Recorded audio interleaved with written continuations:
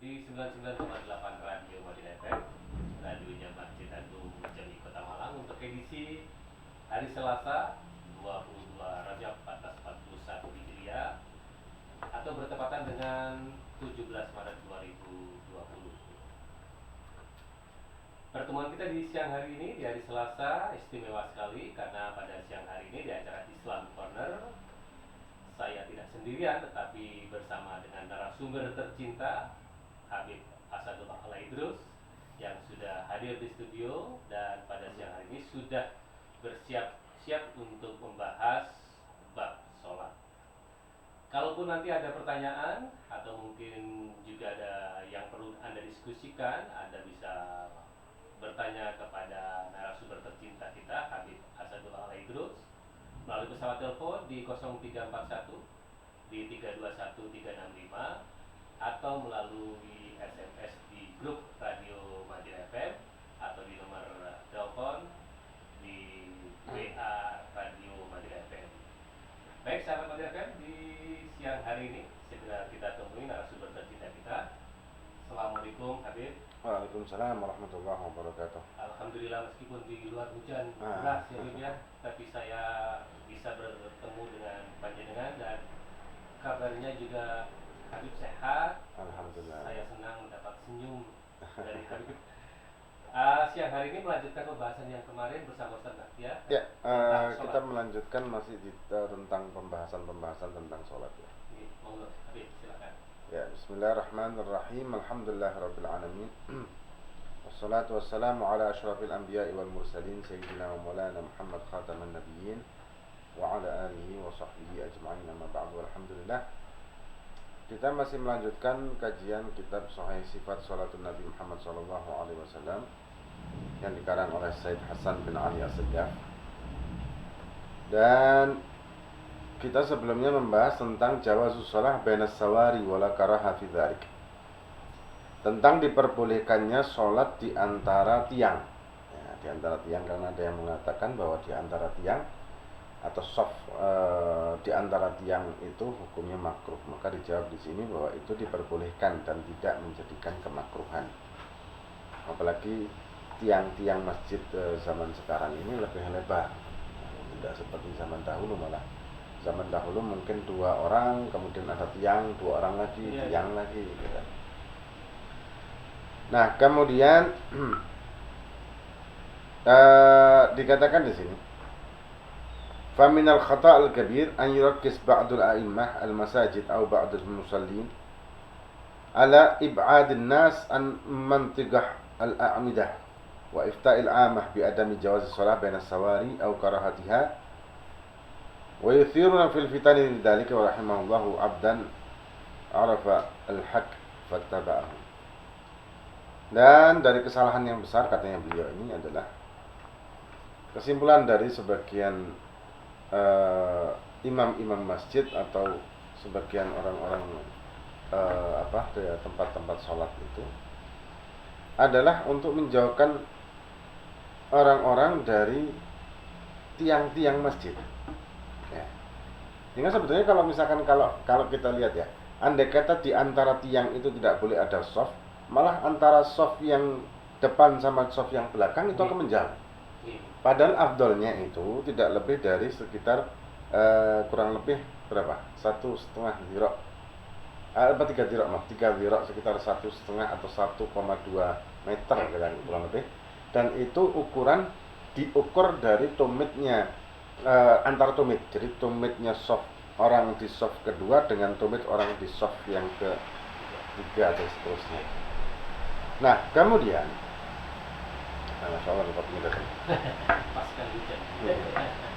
Nah, kemudian karena mensejajarkan soft itu adalah dengan tumit ya, bukan dengan ujung kaki tapi dengan tumit. Maka hitungan jarak antar soft juga hitungannya adalah tumit. Nah, kemudian kalau misalkan melebihi dari batas yang dianjurkan atau yang fadilah batas soft tersebut, karena ada halangan atau tidak adanya orang yang di soft di antara tiang, ini akhirnya malah tidak mendapatkan fadilah barisan itu. Nah, kemudian kita masuk ke bab selanjutnya, dikatakan bab awqatus shalah wa mata yantahi waqtu kulli shalah. Bab tentang waktu-waktu sholat dan kapan selesainya waktu setiap sholat. Allah Subhanahu wa taala berfirman, qala Allah taala, innas salata kanat 'alal mu'minina kitaban mawquta. Surat An-Nisa. Sesungguhnya sholat ini adalah bagi orang mukmin, ya, itu sudah diwajibkan dan sudah ada. Maksudnya sholat itu sesungguhnya diwajibkan bagi kaum mukminin, orang beriman, orang Islam, dan sudah ada waktu yang sudah ditentukan. Dengan waktu yang sudah ditentukan. Dengan waktu yang sudah ditentukan. Ya, dengan waktu. Jadi sholat itu sudah ada penentuan waktunya. Jadi kita tidak bisa ngerangkep sholat 5 sholat dalam satu hari, gitu tidak bisa, karena harus melakukan pada waktunya. Memang ada beberapa pengecualian dalam waktu tersebut, yaitu kalau misalkan kita melaksanakan musafir perjalanan, maka kita diperbolehkan untuk menggabung antara sholat dengan sholat yang lain. Kemudian bisa juga kalau misalkan sakit, ya, dengan beberapa hal tertentu, kalau dia sakit itu boleh digabung menurut Imam Nawawi. Misalkan orang sakit yang tidak berat, kalau dia wudhu lagi atau apa, maka boleh dijamak baik takdim maupun takhir. Digabung kamu dan digabung itu 2, 3 atau berapa?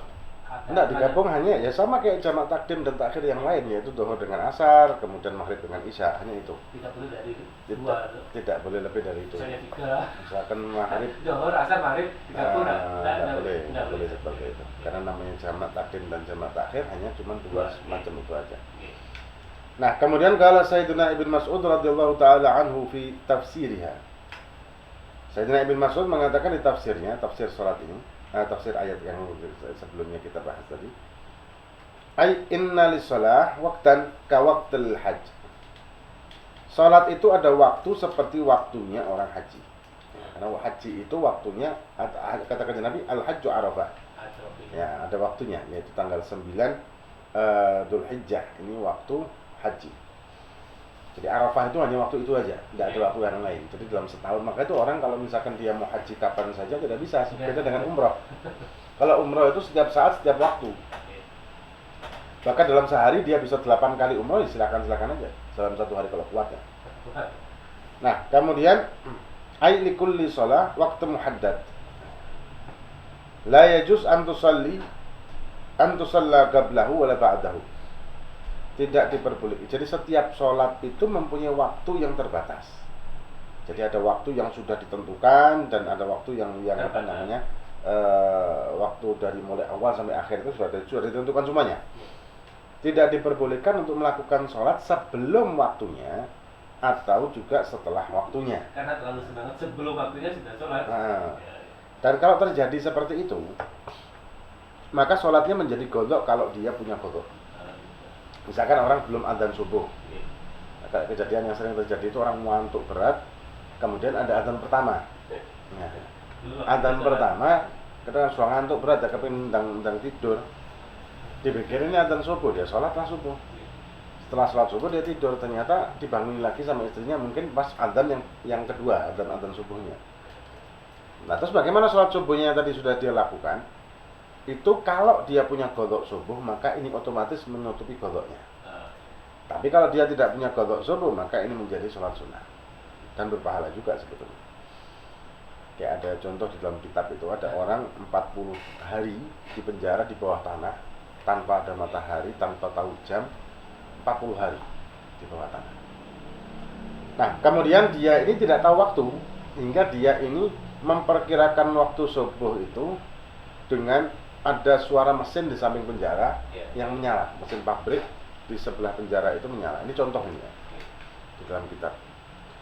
Jadi dia berpedoman begitu mesin nyala dia sholat subuh, karena dianggap ini sudah subuh. Sampai 40 hari kemudian, hari ke-41 dia keluar dari penjara dan ternyata dia mengetahui bahwa mesin itu menyalanya sebelum subuh.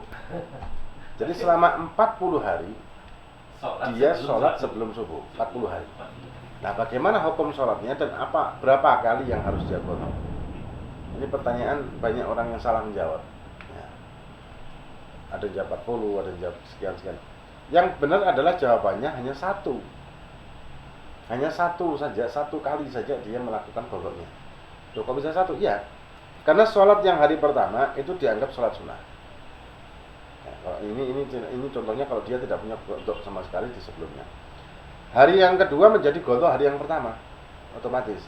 Hari yang ketiga menjadi godok hari yang kedua, terus sampai hari ke-40 menjadi godok hari yang ke-39. Hingga dia hanya cukup menggodoi cuman hari ke-40 saja, itu satu kali. Satu kali aja. Ya. Itu kalau dia sholat sebelum waktu. Ya. Nah, kalau setelah waktu bagaimana? Itu namanya godok. Setelah waktu atau terlambat. Ya, kecuali jamak takdim atau ta'khir. Kemudian waqala Imam At-Tabari rahimahullah mulakhisan tafsir hadil ayat. Ada kesimpulan dari tafsir ayat ini. Ay kanat al mu'minina fardhan waqita lahum waqtu wujubi adaihi. Fa baina dzalika lahum. Jadi beliau meringkas atau menyimpulkan dari tafsir ayat ini adalah setiap orang-orang beriman itu wajib untuk melaksanakan di waktu yang sudah ditentukan bagi mereka. Ketika masuk waktu itu maka menjadi wajiblah mereka melakukan sholat tersebut. Sama seperti kita wudhu ya. Wudhu itu hukumnya adalah sunnah, asal hukum dari wudhu kalau sebelum waktu. Tapi setelah masuk waktu maka menjadi wajib. Kalau sebelum waktu sunnah ya? Sunnah. Tapi setelah waktu. Tapi kalau setelah waktu menjadi wajib. Jadi, kenapa? Karena kita wajib untuk melaksanakan sholat. Hingga setelah azan kita wajib untuk melaksanakan sholat walaupun tidak langsung ya. Maka wudhunya setelah azan itu menjadi wajib. Jadi kalau kita punya wudhu terus setelah atau sebelum waktu sholat, itu sunnah ya? Ya. Amalannya amalan sunnah ya? Ya, amalan sunnah betul. Jadi kan ada orang suci, orang lama itu yang selalu punya wudhu ya? Ya, itu. Ya, menjaga wudhu itu pahalanya besar. Dan kemudian orang kalau misalkan tetap dalam keadaan berwudhu dan Allah mencabut nyawanya dalam keadaan dia berwudhu, maka malaikat Jibril menemani orang tersebut, jadi aman dari fitnah godaan iblis di akhir umurnya. Nah, itu kan keutamaan dan keistimewaan. Bahkan amalannya sahabat Bilal karena sering dia berwudhu, kemudian dia sholat sunnah wudhu. Jadi sering memperbarui wudhu dan kemudian dia sholat sunnah wudhu. Hingga sampai Kanjeng Nabi bersabda bahwa dia menemui sandalnya Bilal sedangkan Bilalnya masih di dunia. Itu karena amalia sering memperbarui wudhu dan sholat sunnahnya.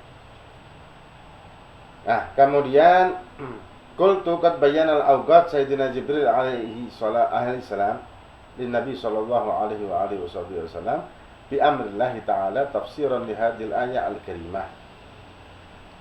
Aku mengatakan, katanya Said Hasan bin Ali As-Sigaf pengarang kitab ini, beliau mengatakan telah dijelaskan waktu-waktu sholat ini oleh Sayyidina Jibril.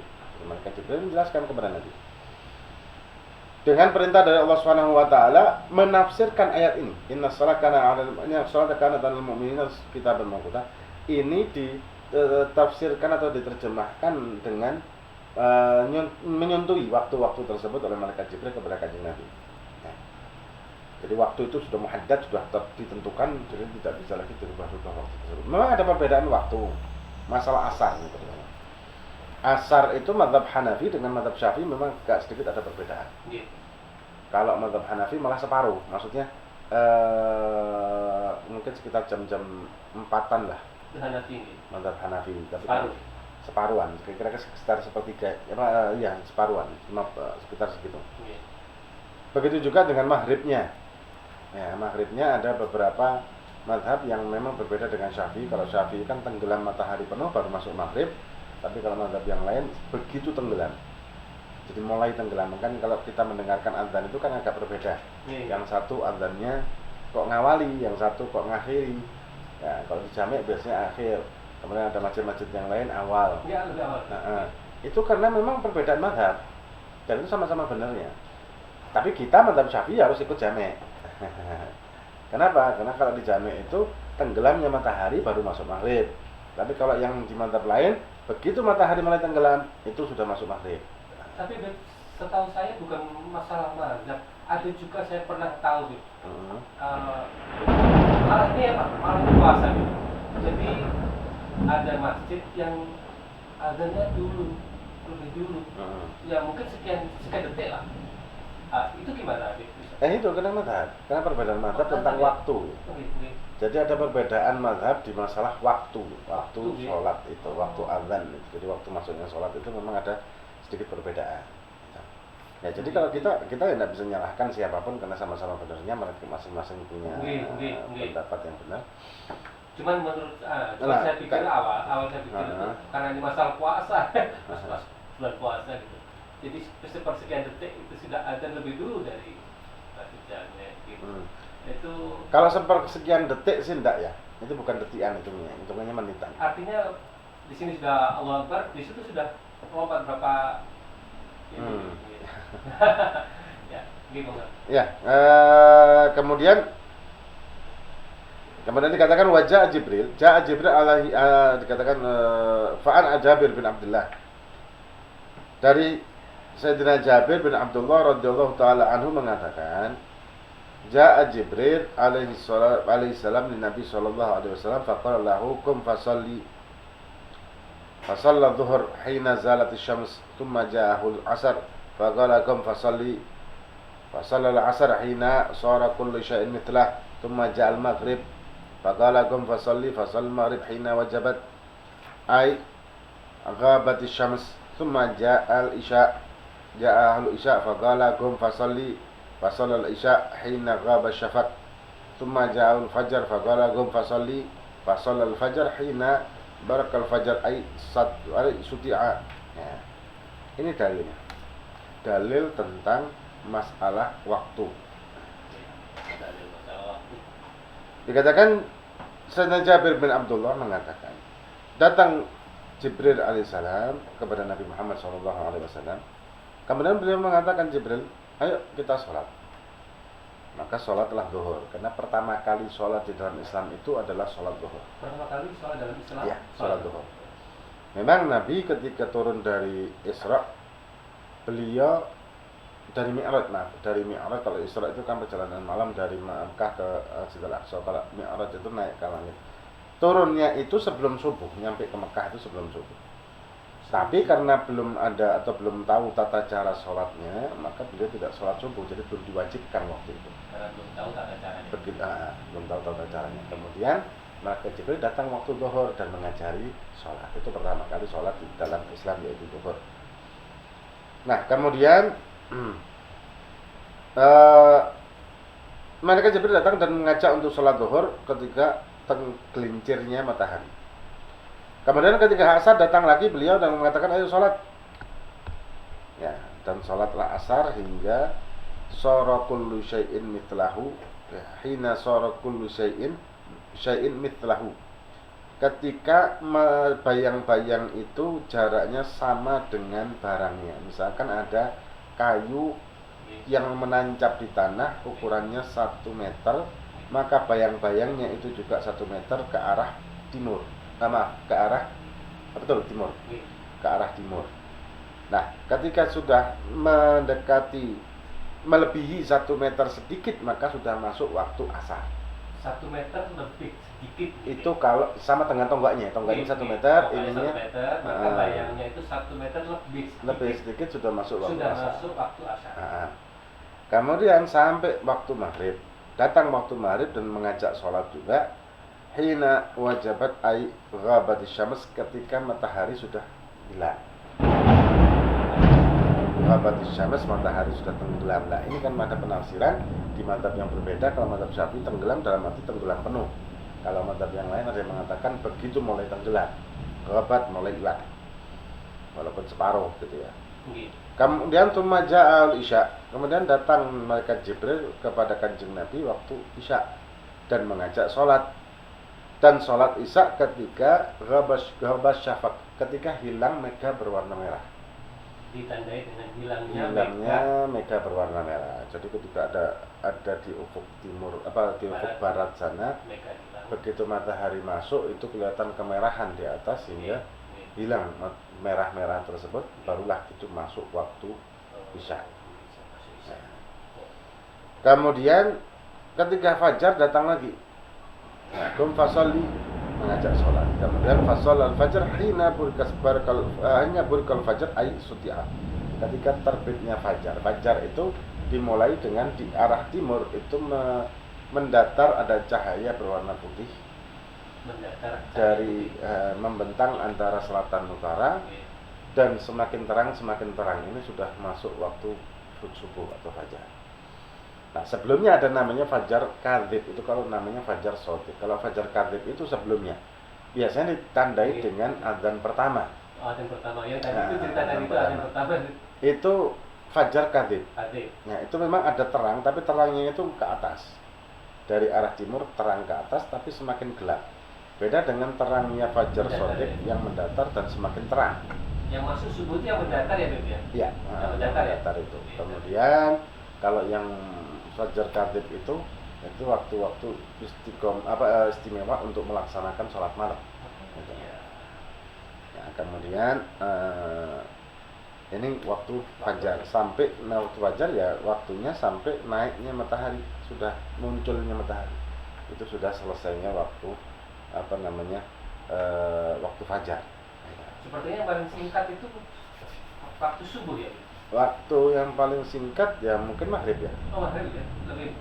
Lebih pendek maghrib. Tapi sama sih antara maghrib dengan subuh ya kurang lebih lah. Okay. Antara subuh dengan maghrib itu kurang lebih. Wallahu a'lam. Ada pertanyaan kan? Okay. Alhamdulillah pada siang hari ini sahabat FM dalam dialog kita di Islam Corner bersama Habib Asadullah Al-Indus ada tambahan ilmu yang sangat bermanfaat untuk kita, pengetahuan buat kita semua. Dan kalau ada pertanyaan sahabat FM tentang sholat atau tentang sholat, mungkin punya masalah, Anda bisa sampaikan melalui pesawat telepon di 0341 321 365. Ini ada pertanyaan, Beb. Assalamualaikum Ustaz Habib. Waalaikumsalam. Seandainya sholat zuhur dan asyar itu dijamak, masalahnya yang sholat yang mana yang didahulukan? Terima kasih. Ya, tergantung dari jamak apa dulu, jamak takdim kah atau jamak takhir. Kalau jamak takdim, ini kita gambaran secara umum ya. Jamak takdim itu adalah menggabungkan antara sholat asar di waktu zuhur. Jadi melaksanakan sholat asar di waktu zuhur segera setelah selesai sholat zuhur. Atau sholat isya dilaksanakan di waktu maghrib segera setelah selesai sholat maghrib. Jadi maghrib dulu baru isya. Itu takdim. Nah, takhir itu adalah sholat zuhur dikerjakan di waktu asar, baik setelah sholat asar ataupun sebelum sholat asar. Atau sholat maghrib dikerjakan di waktu isya, baik sebelum atau setelah sholat sebelum sholat asar itu artinya sudah azan asar ya, Bib? Ya. Sudah ada asar, tapi belum sholat jamaah asar. Tadi kan sudah katakan sholat zuhur kalau jamak takhir ya. Sholat zuhur dikerjakan di waktu asar. Di waktu asar. Baik setelah sholat asar maupun sebelumnya. Itu namanya jamak takhir. Terus kemudian ada lagi yang melalui telepon atau WA. Ini dari Bu Mai yang ada di BTU. Assalamualaikum Habib. Waalaikumsalam warahmatullahi wabarakatuh. Begini, saya ini ibu berusia 77 tahun. Masya Allah. Lututnya bengkak, jadi nggak bisa sholat dengan posisi yang sempurna. Biasanya kalau sholat sama duduk. Nah, pertanyaan saya, bagaimanakah gerakan yang benar kalau sholat dilakukan dengan duduk pakai kursi? Matur suwun Habib. Kalau misalkan beliau ini tidak mampu untuk sujud karena lututnya, tidak mampu berdiri juga karena lututnya, maka sholat dengan duduk di kursi tidak ada masalah. Kemudian ketika dia rukuk, maka dia membungkuk separuh kemampuan dia untuk membungkuk. Membungkuk separuh kemampuan. Semampu kemampuan, jadi membungkuk. Ini ada video ya, anak ya. Jadi membungkuknya itu separuh yang dia mampu, dan untuk sujudnya membungkuk penuh semampu dia. Sujud ya, Bib? Untuk sujud itu ya? membungkuk di kursi. Nggih, di kursi duduk tapi penuh ya, Bib? Tapi kalau itu tadi separuh. Iya, jadi begini. Dia duduk ya. Nggih. Duduk. kemudian dia coba untuk membungkuk ini semampu dia seberapa. Nah, ini batas sujudnya. Oh iya. Nah, rukuknya itu separuhnya. Kalau rukuk separuhnya, Itu dia laksanakan seperti itu. Kalau sujud semampu. Kan dia tidak bisa untuk sujud karena tak mungkin, kakinya sakit, kemudian tidak bisa berdiri juga, ya itu lakukan seperti itu caranya. Iya. Terus kemudian tentang pembahasan yang tiang tadi, di antara tiang tadi. Ini ada pertanyaan juga, bagaimanakah hukumnya sholat bila softnya itu terhalang oleh tiang? Jadi soft ada kemudian ada tiang. Nah, apakah itu memutus soft atau tidak? Ini yang sudah kita bahas sebelumnya malahan. Sebelumnya sudah kita bahas di satu bab penuh malah yang kita bahas tentang masalah itu, dan itu tidak memutuskan soft. Tidak ya. Dan tidak menjadikan kemakruhan di situ. Iya. Karena ada beberapa dalil dan riwayat tentang masalah itu yang sudah kita bahas sebelumnya. Ya sebelum ini, ya bab sebelum ini. Jadi sudah dijawab tapi di bab sebelumnya. Kemudian ada lagi pertanyaan, bagaimanakah hukumnya sholat apabila sholat dalam shaf itu di antara anak yang belum balik? Apakah ini memutus shaf atau tidak? Tidak, kalau anak belum balik tidak. Jadi tidak memutus shaf ya? Asal anak tersebut sudah khitan yang pasti. Oh gitu. Karena kalau anak itu tidak khitan, maka bisa menjadikan batal orang sholat yang di sebelahnya kalau tangannya atau badannya dia menempel, bertumpu kepada badan yang sebelahnya. Misal tangannya dia di atas pahanya yang sebelahnya, maka bisa batal orang yang pahanya ditumpu, ya diberti kalau bahasa Jawanya itu. Apa ya namanya? Ditumpu. Apa namanya itu? Itu bisa batal. Ditumpangi itu ya. Ya ditumpangi, betul. Ditumpangi maka bisa batal. Tapi kalau hanya nempel saja enggak. Kalau nempel atau menyentuh atau megang sarung kita itu tidak batal. Nah, kemudian kalau anak kecil yang belum balik tapi sudah tamyiz dan dia sudah khitan, maka tidak memutuskan sholat. Malah anjuran kepada orang tua yang menyuruh anaknya untuk sholat di masjid. Bagus. Menyuruh sholat di masjid sangat bagus sekali. Tapi janganlah menyuruh saja tanpa mendampingi. Kebanyakan orang tua itu kan menyuruh tapi tidak mendampingi. Sedangkan mendampingi ini penting. Mendampinginya itu penting. Karena kalau misalkan kita hanya menyuruh saja, sedangkan anak-anak kita ini masuk ke dalam masjid, di situ juga banyak anak-anak kecil lagi. Akhirnya di masjid bukannya malah sholat tapi malah mainan. Karena mereka satu shaf jajaran. Nah, kalau misalkan di sebelah ayahnya, insya Allah kan lebih terkendali anak ini. Samping ada tarbiyah menyuntuhkan. Ya, karena namanya anak itu belajar juga dengan melihat. Yang paling utama itu bukan hanya dengan kata-kata, tapi hanya dengan melihat dan menyontoh. Meniru. Gitu. Karena memang saya sering kali melihat ada bapak-bapak membawa anaknya. Itu kadang-kadang lari di depan soft. Nah itu nah bagaimana kalau misalnya, karena saya pernah lihat juga begini pengalaman, yang ada di sebelah itu anak-anak dan itu perempuan gitu. Kalau masih kecil anak tersebut dan tidak menimbulkan syahwat secara normal, orang laki normal, maka tidak ada masalah. Tidak ada masalah ya.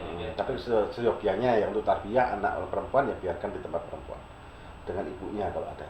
Karena mungkin biasanya pemahaman yang kurang sehingga anaknya ya perempuan ya diajak saja sholat berjamaah, dan itu diantara jamaah laki-laki itu anak kecil. Memang ada yang juga ada yang merasa terganggu dan ada juga yang merasa tidak terganggu dengan alasan pendidikan ya, mengajar kepada anak itu. Jadi sebenarnya tidak masalah asalkan tidak ada nafsu, tidak untuk begini. Kan membatalkan wudhu itu sebetulnya bukan dengan balik saja. Oh iya. Membatalkan wudhu itu kalau anak ini belum balik bisa terjadi batal wudhu. Kalau anak tersebut sudah berbadan, kalau bahasa kita mungkin bongsor ya. Sudah bongsor dan bisa menimbulkan syahwat secara normal orang laki yang melihatnya. Begitu juga sebaliknya. Tapi secara normal, bukan yang kelainan atau apa.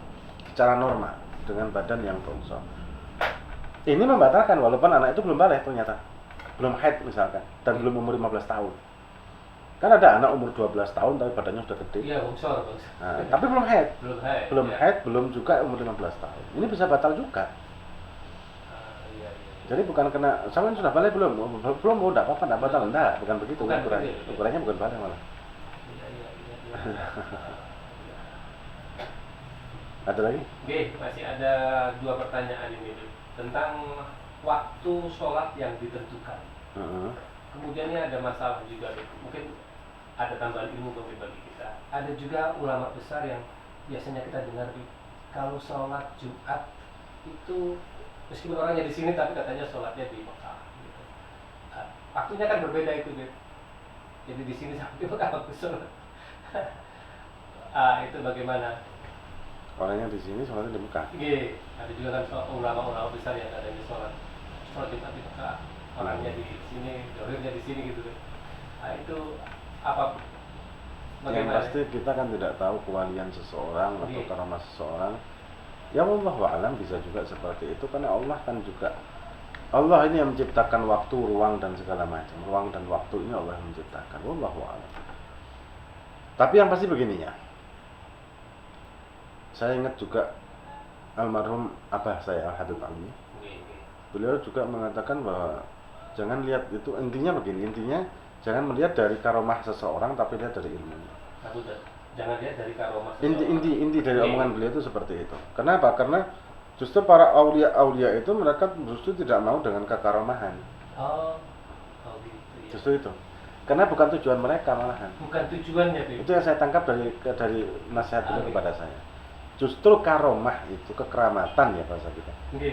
Itu bukan tujuan utama dari para aulianya Allah Subhanahu wa taala. Bukan tujuan utama. Ya, itu sesuatu yang merupakan bonus dan malah di antara beliau-beliau tersebut risih dengan hal itu. Tidak mau dengan hal itu. Karena takut ini adalah ujian yang menyebabkannya istidraj. Maka kita kalau melihat seseorang jangan kita lihat dari karomahnya dulu, tapi lihat dari ilmu dan adab. Ilmu dan adab. Ya, ilmu, akhlaknya, adabnya, akhlaknya bagaimana orang ini, ilmunya bagaimana orang ini, sanatnya juga bagaimana. Orang ini gurunya siapa? Sanatnya gitu. Gurunya beliau ke siapa? Kita harus tahu seperti itu, maka kita bisa mengikutinya. Tapi begitu kita lihat orang ini menyimpang dari syariat, ya sudah langsung kita tinggalkan. Oh gitu. Ya, tidak usah kita keluar-keluar atau membuka app-nya di muka umum, janganlah. Tapi cukup tidak usah kita ikuti. Begitu juga para ulama-ulama, kan ada perbedaan manhaj. Satu mazhab Syafi'i, sama-sama amaliyah aswajah, thariqahnya juga sama. Cuman manhajnya berbeda. Ada yang begitu kan? Manhaj itu metode. Seperti Sunan Kalijogo dengan Sunan Ampel, itu kan ada perbedaan tentang manhaj, metode dakwah. Iya, metode. Tapi sama, thariqahnya sama. Thariqahnya sama ya? Mazhabnya sama, semuanya sama, sumbernya sama. Cuman metodenya yang berbeda-beda. Oh iya. Sunan Kalijogo lebih ke pendekatan budaya, kemudian Sunan Ampel tidak seperti itu. Tapi tidak ada saling menyalahkan dan tidak ada saling menjatuhkan, menghujat dan lain sebagainya. Nah itu juga begitu, kalau kita tidak cocok dengan manhajnya seseorang, ya sudah, tidak usah dilokno, tidak usah dimaki, tidak usah dicaci. Ya wes, pindah ke lain. Kita cari yang lain yang lebih serg ya? Iya, asal tidak menyimpang dari syariat, itu pasti. Tanpa kita mempermasalahkan.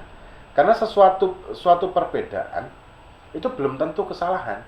Suatu perbedaan itu belum ada perbedaan di antara kita tentang metode kah, mazhab kah atau apa, belum tentu salah. Oh, salah itu yang penting. Iya.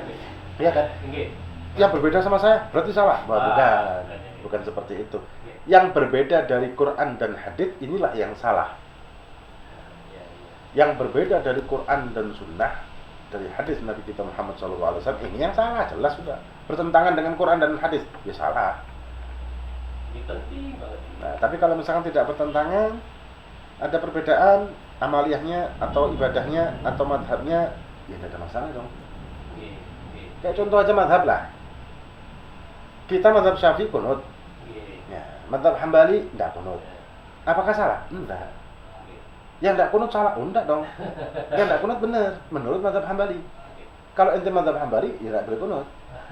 Karena kita madhab Syafi'i, ya harus kunut, walaupun bukan wajib. Itu kan indahnya perbedaan. Nah ini penting, soalnya kadang-kadang seringkali di media massa, di media online juga perdebatkan kepada Ya. itu. Ya itu tadi yang Habib sampaikan tadi itu penting sekali Betul. kita ketahui ya. Jadi yang mungkin saran untuk kita semuanya, carilah persamaan, jangan cari perbedaan. Iya. Karena kita punya Iya. persamaan yang Iya. utama, yaitu tauhid.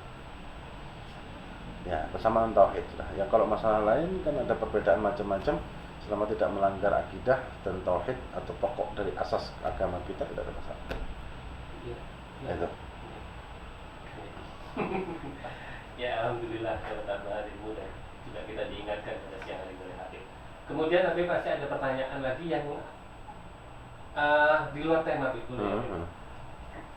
Assalamualaikum warahmatullahi wabarakatuh. Habib. Waalaikumsalam warahmatullahi. Sekarang ini saya sering merasa was-was tanpa sebab. Kadang-kadang seperti gelisah dan segala macam.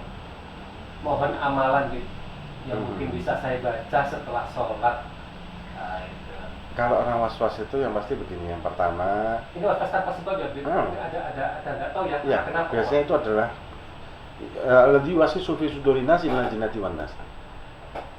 Ada godaan-godaan hawa nafsu, ada godaan setan, bisian-bisian yang bikin dia was-was seperti itu. Ini penyakit sebetulnya. Oh, penyakit ini. Ini penyakit. Dan bisa dihilangkan, karena setiap penyakit pasti bisa dihilangkan. Karena Allah menciptakan penyakit dan Allah menciptakan obatnya. Nah, kemudian bagaimana caranya? Ya harus dengan tekad yang pasti. Yang kedua dengan pengetahuan. Dan yang ketiga dengan memperbanyak pendekatan kepada Allah Subhanahu wa taala, memperbanyak istighfar kepada Allah. Tekad, Memperbanyak sholawat kepada Kanjeng Nabi Muhammad sallallahu alaihi wasallam. sholawat gitu. Sholawat ke Kanjeng Nabi. Sholawat apa saja? Oke. Istighfar, kemudian sholawat, dengan berusaha untuk meyakinkan hati Oh, meyakinkan. bahwa apa yang dia lakukan ini adalah benar. Dan ini tidak bisa dia lakukan, meyakinkan hati bahwa dia lakukan itu benar, kecuali dia punya pengetahuan. Pengetahuan ini tidak bisa dia peroleh kecuali dia mengkaji kajian-kajian syariat, ilmu tauhid, ilmu fikih, ilmu tasawuf. Dan itu tidak bisa juga dia peroleh dengan benar kecuali dia majelis ke ulama-ulama, para kiai, para habaib yang punya sanad. Nah, itu yang penting. Tapi saya kesulitan kalau datang ke majelis, gimana ya? Sudah streaming aja. Streaming. Sekarang kan banyak dimudahkan dengan berbagai media. Sekarang streaming kan banyak. Ya. Tapi harus hati-hati, harus tahu siapa ulama ini, siapa, Itu yang sanadnya penting. siapa, semadhab sama kita apa tidak. Nah, itu ya. Karena kan ulama-ulama kan banyak juga yang tidak semadhab. Jangan menyalahkan madhab yang lain, cuman jangan dikaji. Ada yang nanya sama kita, nah kenapa kita tidak boleh belajar sama kiai fulan, ustadz fulan, habib fulan? Karena bukan semadhab. Bukan kita menyalahkan, tidak. Bukan kita merasa bahwa madhab kita paling benar, tidak. Tapi kalau kita belajar sama orang-orang yang beda madhab, akan bingung nantinya. Campur-campur lagi. Iya. Iya. Contoh, kita ngaji sama ulama Syafi'i, kita Syafi'i kan, Iya. ulama Syafi'i. Nyentuh istri batal wudu. Ya. Iya. Terus ngaji lagi di YouTube sama ulama yang mazhabnya Malik. Oh, nyentuh istri itu tidak apa-apa, tidak batal wudu. Bingung kan? Loh, ini yang benar yang mana ya? Kalau ditanya yang benar yang mana, sebetulnya dua-duanya benar. Iya. Kalau mazhab Syafi'i, batal wudu menyentuh istri, tapi wudunya lebih ringan dari mazhab Malik yang tidak batal wudu ketika menyentuh istri. Tapi wudunya mazhab Malik lebih berat dari mazhab Syafi'i. Hal yang sunnah menurut mazhab Syafi'i di wudu menjadi wajib di mazhab Malik. Ya, jadi kan satu Iya, paket. iya, Wudunya abot, anunya enteng. Gitu. Iya. Alhasil seperti itu. Iya. Nah, itu yang penting. Mendengarkan Radio Madinah FM. Ya. Juga ngikutin YouTube-nya Ustaz Habib Asadullah Idrus. Dan begini deh, karena memang kadang-kadang memang ada yang orang itu was-was tanpa sebab ya. Tidak tahu jajan tidak tahu kenapa was-was begini. Dan kalau dia tidak bertanya pada orang yang benar, itulah yang repot. Ya. Yang tak begitu. Betul. Nah, apa memang ada was-was itu juga ada bisikan dari setan? Ya pastinya lah. Begitu ya, Bib, ya? Pastinya itu hawa nafsunya, setannya yang melakukan hal yang seperti itu. Maka harus dia lawan dengan cara-cara seperti yang saya sebutkan tadi sebagian. Iya, istighfar, sholawat, kemudian yang kita jadi. Baik, pertanyaannya sudah habis. Ya. Mungkin bisa panjenengan tarik kesimpulan dari apa yang kita sampaikan tadi, mau disampaikan hari ini. Iya. Oh, ini ada pertanyaan Oh, di iya. streaming ya. Oke. Kebetulan kita streaming dan ada pertanyaan. Setelah membaca kunut, posisi tangan yang benar itu diusapkan ke wajah atau langsung sujud? Makruh kalau kita setelah kunut itu mengusapkan tangan kita ke wajah. Makruh ya? Makruh, malah makruh. Jadi setelah kunut begini, kemudian langsung sujud. Jangan diusapkan ke wajah, karena makruh nantinya. Karena mengusap wajah ketika di dalam sholat itu makruh. Kenapa? Nanti setelah ya makruh. Artinya apa itu melakukan gerakan di luar? Bukan, ya makruh aja kayak seolah yang Oh. membersihkan atar sujud. Kayak seolah membersihkan atar sujud. Bukan berarti nanti nambahin misalnya gerakan di luar sholat. Enggak, kecuali kalau gosok begini. Enggak ya gitu ya. Nah, Oh, gini. tidak seperti itu. Iya. Nah, kalau misalkan sudah selesai salam, maka sunnah untuk mengusap wajahnya. Selesai salam. Ya, selesai Yes. salam. Jadi waktu kunut tidak perlu untuk mengusap wajahnya, Tidak langsung perlu. sujud. Nah, itu. Ini pertanyaan dari streaming.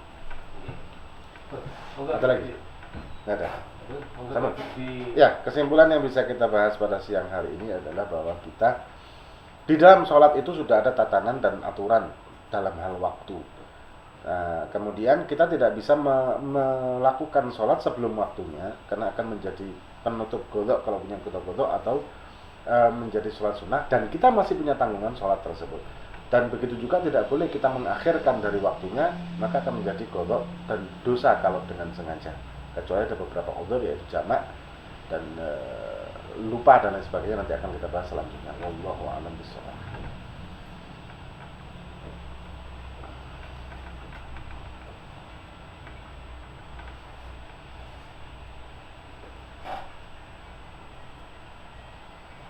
biasanya pakai doa